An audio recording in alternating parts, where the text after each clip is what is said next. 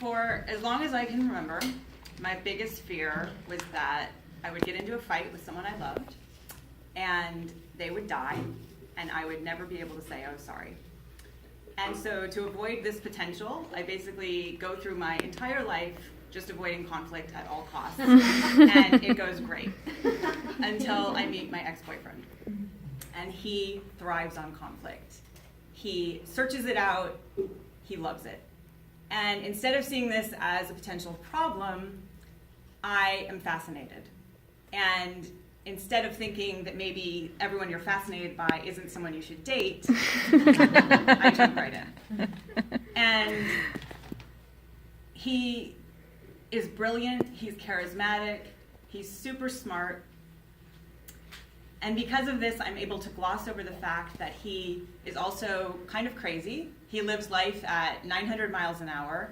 He is jealous, he drinks too much, and he loves to fight. And I basically just learned how to fight back.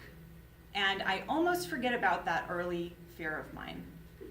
And this goes on for a while, this goes on for a few years, and eventually the fascination sort of wears off. And we end up breaking up in a coffee shop parking lot, and that's that. 2 years later, I'm walking out of a restaurant in Santa Monica, and it's a beautiful March morning, and I remember it was March 15th. It was the Ides of March, the day that Julius Caesar is brutally stabbed and assassinated in the Senate. And the reason I remember thinking this is as I'm looking at this beautiful morning, I wonder if on this notoriously unlucky day, anything weird will happen.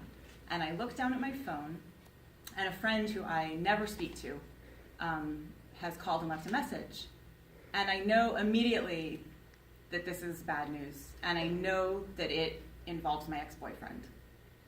And it's like it's the call that I've both been anticipating and running from the entire time I've known him, and possibly my entire life. And I listened to the message, and I was right. It was my friend calling to tell me that my ex-boyfriend had died the night before in a car accident, and she didn't want me to hear it through the grapevine. And I am blown apart. All of the words I never said, the things I wish I had said, the stories, the memories, it all just kind of floods back into me, and it's this wave of grief that I can't even imagine, especially for someone I didn't even like a lot of the time.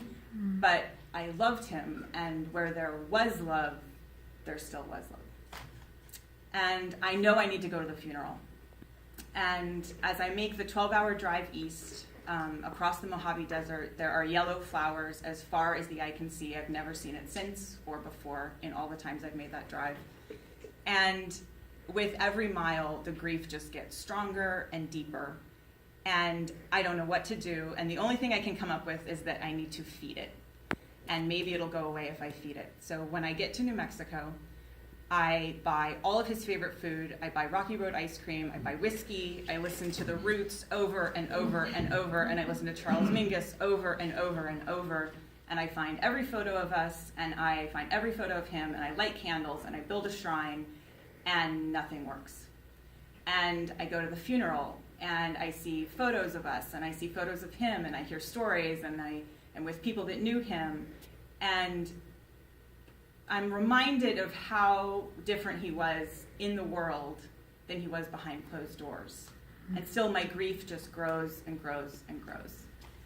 And I'm terrified because the faith that I've always taken for granted just seems like it's gone. And I've always had this idea that there's a point to all of it, and that point seemed like it had disappeared.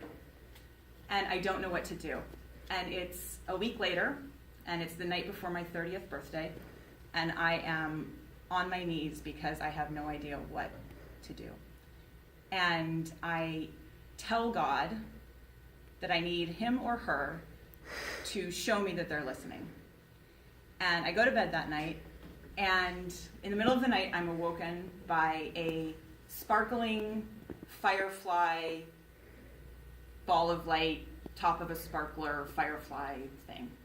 And I sit up in bed, and I turn on the lights, and it's bouncing off of the red walls in my bedroom. And I sit up and I whisper and I go, "Is that you?" And I know it is. And he's so excited at having been recognized that he starts bounding off of each wall, like in this excited frenzy of light spinning around me. And I can hear, without him saying any words, "It's all perfect. It's all perfect. It's great. There's nothing else that needs to be said. There's nothing you could have done. There's nothing you could have done to prevent this. And it's perfect." And I know it's true. I know that it is totally true. And the feeling of guilt that had accompanied the grief just lifts. And I'm like watching this ball of love and light and joy buzz around my room. And I watch him for a while longer, and he's happy. He's finally happy, and he was never happy. And I watch it for a while longer, and I turn off the light, and I go back to sleep, or I was asleep the whole time. And in the morning, I wake up, and I'm 30, and I've gotten through the worst thing I could have imagined happening, and I also know that there's totally a point to all of it.